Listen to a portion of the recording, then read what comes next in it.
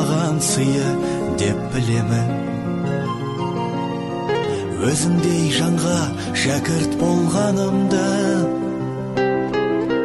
Талпынған балапанем миядағы ұйымдастырылған ұстаз қойылғаны және оқу байқауында бас жүлде алған Қарабұлақ анам Ұстазға деген ыстық сағынышым бірәңге қалай ғана сыя алады.